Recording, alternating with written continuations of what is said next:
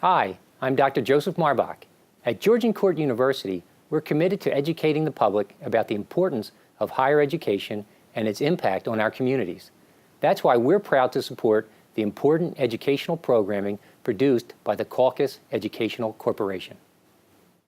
Funding for this edition of One-on-One with Steve Adubato has been provided by Georgian Court University, Valley Bank, Horizon Blue Cross Blue Shield of New Jersey, the Russell Berry Foundation, the Healthcare Foundation of New Jersey, founded by the Jewish community, Summit Medical Group, a multi-specialty medical practice providing comprehensive care from birth and pediatrics to geriatric care, concentrating in general wellness, cancer treatment, disease management, and behavioral health. And by Adler Aphasia Center, helping stroke and brain injury survivors recover their speech. Promotional support provided by AM 970 The Answer and by Insider NJ. This is One-on-One. I'm an equal American just like you are. The jobs of tomorrow are not the jobs of yesterday. Look at this. You got this? Here it is, man. Look at that. Life without dance is boring. I don't care how good you are or how good you think you are, there is always something to learn. Do you enjoy talking politics? No.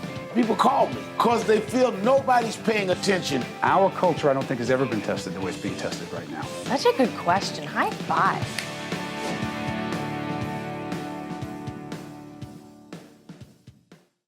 We're joined by our good friend Michele Siekerka, President and CEO, New Jersey Business and Industry Association, otherwise known as NJBIA. Good to see you. Pleasure to be here. Women's leadership. Last September, we did you brought together all kinds of women leaders, others like myself who were honored to be a part of it, called Empowering Together. What was it about and why does it matter even today? So it was an incredible program. Women's leadership is so important, Steve. And it's not just about getting women in a room and talking about what are the issues affecting women. It's about hardcore leadership skills and helping these women attain those skills, and even more so, creating visibility to the women who have those skills. What kind of skills are we talking about? Oh, we're talking about the ability to negotiate and influence. We're talking about good communication. We're talking about how to walk in a room with confidence, how to exert your confidence, how to be proactive but not too aggressive. Where'd you learn all that? I mean, I've been teaching leadership for years and still struggling to try to really understand how it works, but you and I have known each other for more than a few years. You walk in a room, you carry yourself a certain way. Where'd you get that? Yeah, I would say life experience. Really? Yeah, absolutely. I think about, I was a young lawyer, so I was a woman in somewhat of a man's world coming up. There were women in the courtroom, but as litigation, I was one of the few. I always tend to find myself in and around communities where it was predominantly men. I sit on publicly traded company, predominantly men in the room. And by the way, speak about boards. What percentage of insignificant, well, I don't know. Oh, it's in the teens. It's still only in the teens. No, it's not. It's got to be in the 20s now. No, we didn't hit the 20s yet. We're getting closer. The number of women on boards in the teens. Significant progress in the last 10 years, or have we been in the teens for a while? No, each year it rises. So I love when I come, this was our 4th annual this year, when I kick it off with a little bit of statistic, and I use the statistics. It sounds sad, but it's actually a good percentage increase year over year. And if we keep the momentum, there was incredible momentum that day. We had over 500 women who were fired up and who wanted to get skills, and those who had the skills, they want visibility to the skills. So if we can just harness that momentum, and the idea of empowering together is it isn't just about building your own skills and being a leader in yourself. No leader is a good leader unless they empower others to be leaders. And that's what we shared that day, is how do we empower each other, men and women. That's right. By the way, this whole program, we have 4 very prominent, compelling women leaders. The whole idea of gender diversity in the workplace, why is that relevant to this discussion? Significantly important in the C-suite, in the boardroom, all across companies, because think about the society that we serve today. Okay, who's buying the products and services? Who's making the decisions when you buy the products and services? Women? Absolutely. Absolutely. And then when you go in the room, you have people who are people bring something different to the table. Men and women think differently. People of different cultural backgrounds think differently, and they bring different life experiences to the table. So when you share that around a table, be it a board table or a C-suite table, you get power that you couldn't get if you just had a myopic group of people sitting around all talking the same thing. Before I let you go, are you optimistic about women in leadership roles in the next 5 to 10 years? Absolutely, especially here in the state of New Jersey, because it's a priority for us, it's a priority for me, and when I get serious about something, I make it happen. You really do. I do. They just gave me 30 more seconds. I got to ask you something. What can we do? men? I mean, I have always told you that the women around here run the Caucus Educational Corporation, and I'm glad to work for them. But what can we do? Yeah, just be in the game. I mean, recognize what women bring to the table and then sponsor them, empower them, empowering together. When you see a woman who's got the skills and just needs that little bit of a lift up, lift her up. Create opportunity. Absolutely. Our good friend and partner, Michele Siekerka, New Jersey Business Industry Association. And by the way, the publication that people can check out on a regular basis that not only do I write a column for, but we get promoted, we have a promotion in there every month, is? The award-winning New Jersey Business Magazine. It's first class. Thanks, my friend. Thank you. Stay with us. More women in leadership right after this. To watch more One-on-One with Steve Adubato, find us online and follow us on social media. We are pleased to welcome Sandra Powell-Elliott, Vice President, Life Sciences and Innovation at Hackensack Meridian Health. Good to see you. Hi, good to see you. This is a twofer. This is part of our Women in Leadership series, Yes. Great women who happen to be leaders, and also the future of healthcare, particularly the focus on innovation, right? Yep. By the way, where'd you learn to be a great leader? Oh my God. Actually, from my father. My father was a great leader. How so? He listened to people, and he collaborated a lot with the folks that he worked with. It's interesting you talk about collaboration because you argue that innovation, quote, is about collaboration. And Absolutely. then you say that you believe strongly from your professional experience that women are better at collaborating, therefore engaged in innovation, Absolutely. than men. Humbly, I give you And that. please make the case as I argue with Well, you. absolutely. As we talk about collaboration. What do you got? I think women are very good at collaborating because they're used to collaborating. Because it requires a lot of number one, focus on a core problem, and then bringing elements together of people and pieces of problem-solving elements together to solve that problem. And sometimes men are not as comfortable bringing a lot of people to solve the problem, and more focused in on being the person or the key to solving that problem. I'm sorry, you're talking about men in general Men or in men general. sitting across from you right now? No, men in general. Men in general. I want to clarify this. Yes. So you say men sometimes, disproportionately, come in and say, Sometimes. here's the problem, here's what we're going to do, let's fix it. Yes. That's not collaboration? That's not collaboration. Isn't that leadership? No, that's not necessarily leadership. No, and leadership is more about helping people get to core goals and core outcomes. Sometimes that takes a lot of time, the way It takes a lot of. It does take a lot of time, but the question is, what's most important: getting to the goal, and making sure that people have the skills to get to the next goal the next time, or is it about getting to the goal quickly? And so the how is just important as the what. Oh, you know I'm playing devil's advocate. I know you And are. I agree with everything you're Yep, saying. thank you. That's good. Women, Yes. STEM, science, technology, engineering, math. Yes. Talk about that whole piece. You know, it's interesting because I grew up as a little science geek. You did? I did. How I do was you a little define science. Science. I just loved everything about nature and science, and I wanted to grow up and be a physician, actually, or a vet, because it's all about science. But I got a little tired going through college, and I just wanted to get out and make money. And I realized I was very good at business, and so I started leveraging that within the healthcare sector, and that's how I got into healthcare. And as I began to realize is that I really liked kind of pushing the envelope of both science and business. And one of the things that I think is very interesting about that is that women are still a little bit uncomfortable pushing the envelope of being a little shy in science, technology, engineering, and math. And I think that we need to be very more comfortable, a lot less shy around science can I and use a word? technology. I'm sorry for interrupting. Yes. Assertive? Assertive. More assertive? Assertive is an okay word. There's nothing bad about. Are you saying that they have the information, they have the knowledge, they have the commitment, and they sometimes hold back? I think there's a certain level of discomfort in just embracing. If you're interested in something, embrace it and go forward with it. I don't know that a word of assertive is a critical issue or a critical word to use. You should be comfortable in your own skin and embrace what you like and love and just go with it. If it means being assertive, dare say aggressive, be aggressive with Sandra, it. when you got into healthcare and the technology piece, the innovation piece, A lot of women? Not that many women. Changed dramatically? It hasn't changed dramatically. Too slow? Yes, very slow. And I think that there is a lot of there are a lot of barriers still, and I would say that not only in just healthcare, but in innovation in general, quite frankly. We have within Hackensack Meridian what we've really focused a lot on, not just internal but external innovation, and bringing innovative companies into the organization to solve key problems. Couple examples. That we have, and I'll Sure. tell you, we've got companies that we look to solve problems like infection control, medication adherence, those kinds of things. And we don't see a lot of companies that are driven or developed by women coming to the table, and we look for those. And a lot of it's because venture capital companies don't put money in companies that have been developed by women or technologies that have been developed by women. So one of the companies that we've actually been, that's made it through what we call our Shark Tank version, which is Bear's Den. I've heard about it. Yeah, it's a very challenging. Yeah, it's a challenging event to get through, but you get through it, and it's called Pillow Health, and it's a little robot with voice recognition.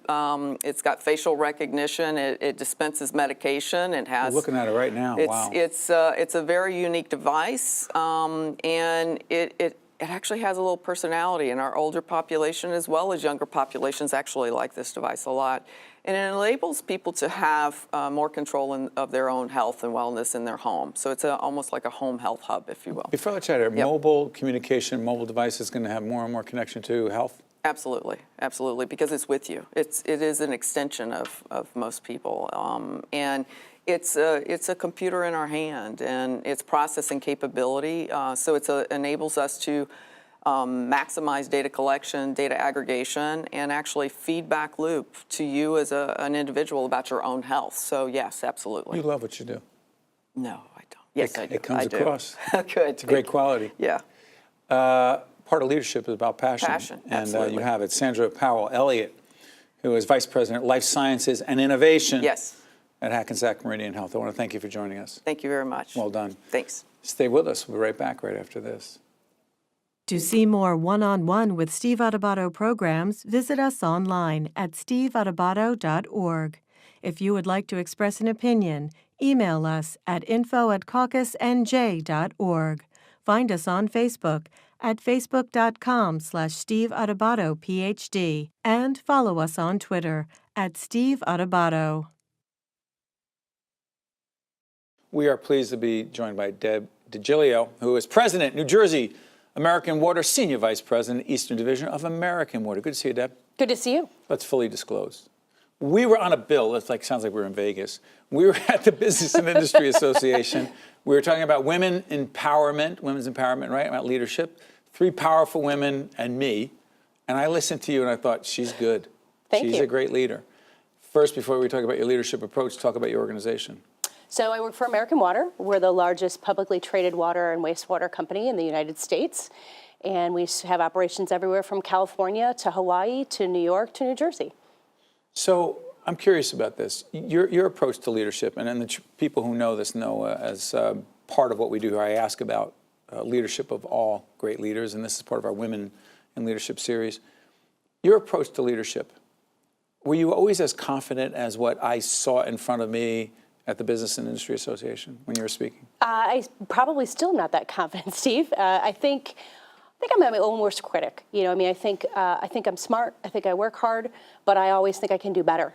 And I love what you said at the conference about being a lifelong learner, which I think is absolutely critical to being a good leader. Say someone says, "Hey, this is it. I'm good enough. I'm done." Yeah, then they should wrap it up. Yes, and go that home. is not a good leader. It is not.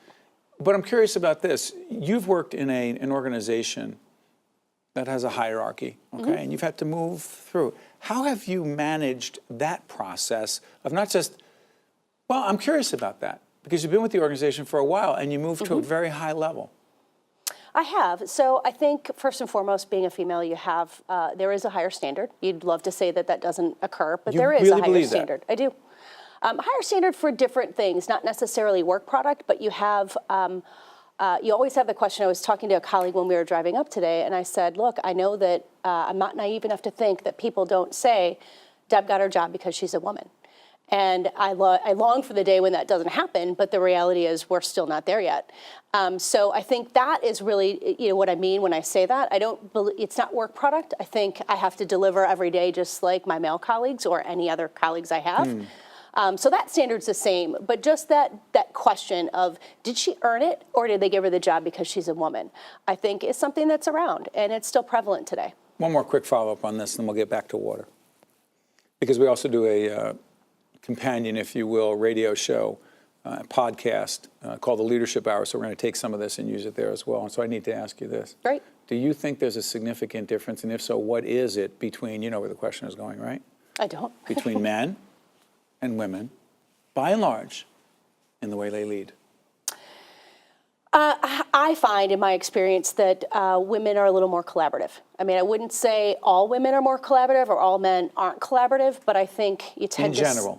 in general, I think women are more collaborative. Because? I think because we have to balance everything. I mean, inside and outside of the work. Not as much as we are. Really? At home. So I think that makes us be a little bit easier or a little bit more comfortable balancing a lot of different things. So I think because of that, it makes me collaborate and think more about all aspects of my job. I was fascinated. One more thing on this is that when we were at the conference, at the Business Industry Association conference, many of the women there had two phones. One business phone and the other phone? Work phone. Family, this, that. Yeah, for me, it's one where it rings during the day, which is my personal phone. I know that there's a problem because my husband doesn't call me during the day. The school isn't going to call me unless there's a problem. Wow. So if my personal phone rings from 8 to 5, I know that something's wrong. And you have to deal with it. And I have to deal with it. Is that what you mean by juggling? I do. Yeah. And it's if my work phone rings at night, I know that there's a problem there. So for me, it just lets me know how urgent is the phone call and do I need to take it. Let's talk water. Biggest water challenge that you and your colleagues see in New Jersey and in the region is? Infrastructure, aging infrastructure. So in the utility space, particularly in water and wastewater, the infrastructure is old and it's underground and it hasn't been well cared for. So making sure that we make investments in our infrastructure is crucial. We invest at New Jersey American about $1 million a day in terms of infrastructure. And so that, I think, is something that the state of New Jersey and the whole country is struggling with. The biggest challenge to that? Is it simply, hey, we don't have the money, or some people arguing we don't have the money? For municipals, it can be how do they get access to funding. It's also affordability. I mean, I think customers, you have to balance all of the different household needs. So how much the needs are infinite, and so how do you balance affordability for customers with how much you invest? And how do you strike that balance for what the right mix is in terms of investments versus how much customers can afford? Yeah, it's also fascinating. I know I'm jumping back and forth on the leadership thing. Did you actually say that half of your board is made up of women? I did. That's not an accident. It's not an accident. Go ahead. So I think really we made a conscious effort at a company level to say we need to look like our customer base. And our customer base is not, it's pretty 50%. diverse. Yeah, it's very diverse. Lots of different customers throughout the country. And so we made an effort, and it's not about a quota. It's about casting the net wider, and it's about a company-wide effort to make sure that you have diverse thoughts. And when I say diverse, it isn't necessarily male versus female or different ethnicities or different genders or race. It's just different thoughts. I'm from Wisconsin. I grew up in a small town. I was raised by a single dad. And my colleague is a lifelong engineer, and I have a finance background. So we're diverse not just because he's a man and I'm a woman, but we're diverse just because of our thoughts and what our experiences are and what our backgrounds are, what we bring to the table, what we can teach each other. And I think the more you focus on how do you get a good view of all things from different issues, you're going to be a better company. Before I let you out of here, advice for anyone, particularly women watching this program, who say, I'm not the leader I want to be, and I'm not even sure I can be. You say that, what to them? I say you can be. And trust yourself more than, you're probably smarter and better than you think you are. But don't, like we talked about earlier, don't lose a little bit of self-doubt. Be a lifelong learner, but follow through. Communicate, and you can do it. Well done. Thank you, Deb. Thank you. It was great meeting you at that conference. It was great meeting you, better having too. you here. Thanks. Pleasure. Stay with us. We'll be right back right after this. To watch more One-on-One with Steve Adubato, find us online and follow us on social media. There she is. Krishna Powell, CEO of an organization called HR for Your Small Biz. How you doing? I am doing great. We've met each other at a variety of business conferences, Yes. Business and Industry Association. You focus on what population? I focus on young professionals, those under the age of 35, millennials, and now Gen Zers. They What do you enter do the for 'em? workforce. Well, basically, what I teach them is what it takes to succeed in the workplace and how to work with generations older than themselves. You talking to me? Well, no. Yes, well, that's yes, okay. I am. Are you telling me that there's something? It's Gen X and what's the other thing? Millennials and Gen Z. Oh, Gen Z. Oh, no, Yes. just forget about Gen X. I already dated myself. There's millennials and Gen Z. Yes. And the rest of us who are more experienced and really smart. Yes. You say, what about the communication interaction between us that you teach them? Well, Because, by the way, we have a bunch of them who are running this organization day to day, and they're superstars. And that's the key. They are superstars. Put them in areas where they can shine, but also have the patience to develop them. A lot of times leaders think that they're going to come in already ready to go and succeed, and they need some help. You know, when you look at the area of communication, they're used to the internet. How about some face-to-face? Face-to-face, that's where they need development. You need to help teach them what the face-to-face interaction looks like. How about teaching folks to receive difficult-to-hear feedback that is perceived as criticism? I'm not used to that, they'll say. Not ours, but you know. Exactly. Go ahead. How do you teach them that? So what I do is spend time with them and actually do hands-on interaction with them and say, okay, here's the challenge. How are you going to handle it? How are you going to handle when someone say, I have shoes older than you, why do I have to listen to you? And so That's a good one, I got to remember that. You know? Okay, but you have so much energy and passion and intellect and creativity on the part of you. the folks you do, plus these folks. How do you harness that so that they're patient enough to be involved in an organization when they think they should be running it? Right. Well, basically, I let them know. A generalization. Yes. Basically, what I let them know is, you know what? Pay attention to the generation that has come before you, because it's more than just what you see on a piece of paper with the job description. There is some blood, sweat, and tears behind that role that you see your leader in. And you need to understand what that is. Are you willing to come in early? Are you willing to stay late? Are you willing to handle those difficult decisions, such as when layoffs happen? Are you willing to have those tough conversations? And not only are you willing to have them, are you willing to hear constructive criticism when it comes to you and to implement it and not say, it wasn't me or that's what everybody else is doing? No, we happen to have an organization, even all the production folks in here, the great guys who happen to be, clearly, I'm looking around, and nobody millennials here. But you know who you are, but we have a group, as I said, of women who run our organization. Right. Do you think women, millennials, are, in general, any better at the things you're talking about than men? Yes. Because? They just have a natural ability to nurture and support one another. And so in that nurturing, they have this patience that sometimes my millennial men will be like, oh, I don't have time for this. I'll just quit and move on to the next job. Where I have young women who are more often willing to go, okay, there are some lessons I need to learn here. Let me take a deep breath and see exactly what Krishna's talking about. It's so interesting, the balance between wanting to be in a hurry and being entrepreneurial, but at the same, like we had Gary Vee. I know you know Gary Vee. Yes. He's been with us many times. Gary believes that entrepreneurs are, you got to have it deep inside you and a passion. Do you believe that great leaders, just like entrepreneurs in this case, born, taught, what? Both. They're born because you need to have a natural ability to lead people, but at the same time, you still need some development. Again, people have walked that path, so why learn the hard way? Take the time to learn under individuals such as yourself who can say, this is the path I've walked. You can avoid this hiccup, this falling. I can help you get up, matter of fact, when you do struggle along the way. And it doesn't have to be that hard. So leaders, yes, they're born, but to go from good to great, you need development. As Jim Collins said in his book, Good to Great. How'd you get good to great? What's your story? My story is I spent time in corporate America. I spent 20 years in corporate America for various Fortune 500 companies. And I was fortunate enough to have baby boomers and what we call traditionalists, those who are age 70 now, who I still tap into. They're retired, but they still give me feedback. I still go to them and say, here is the challenge I'm having. How would you handle it? And so sitting under their tutelage helped me.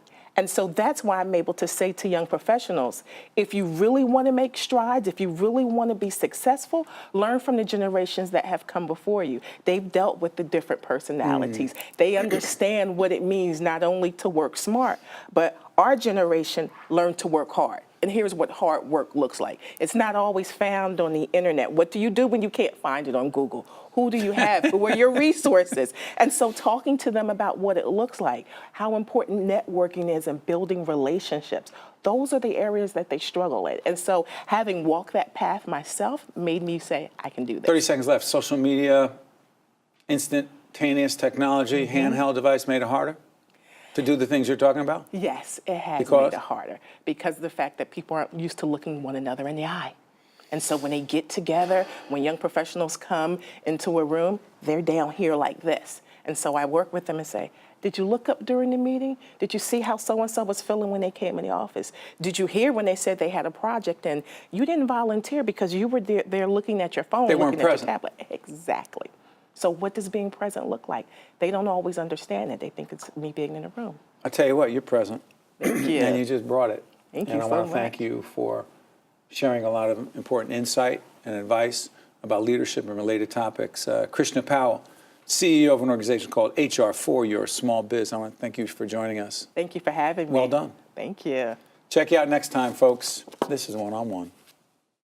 One on One with Steve Adubato has been a production of the Caucus Educational Corporation, celebrating over 25 years of broadcast excellence.